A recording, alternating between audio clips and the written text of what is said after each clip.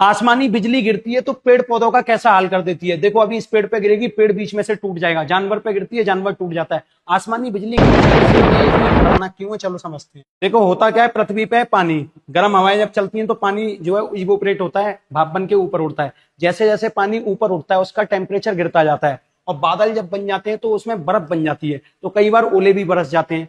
तो ये मान लो बर्फीले बादल हैं या ठंडे बादल हैं बहुत ज्यादा, ये आपस में बहुत बड़े बड़े बादल जब टकराते हैं तो स्टैटिक करंट डेवलप करते हैं फ्रिक्शन की वजह से। तो बादल के ऊपर पॉजिटिव और नेगेटिव दोनों चार्ज आ जाता है।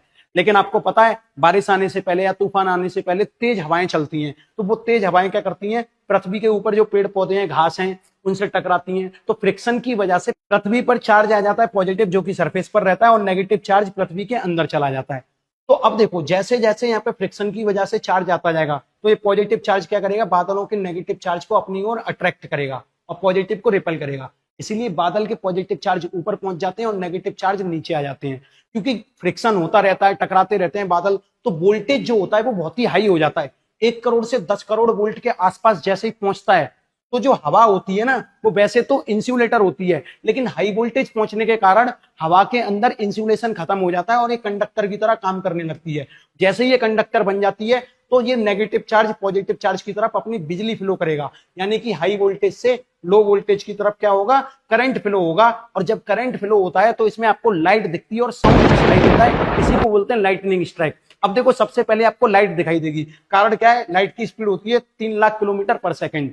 बाद में साउंड सुनाई देती है, साउंड की स्पीड होती है 330 मीटर पर सेकंड, इसीलिए ये बाद में सुनाई देती है। अब सवाल उठता है कि सर साउंड क्यों सुनाई देती है, लाइट भी तो दिख सकती थी, ये बिजली नीचे भी तो गिर सकती थी। देखो जब ये बिजली नीचे गिरती है तो इसमें करंट होता है 10,000 एम्पियर का, पेड़ पौधे पे गिरती है तो बीच में से फाड़ देती है, और इसका टेम्परेचर होता है 30,000 डिग्री सेल्सियस।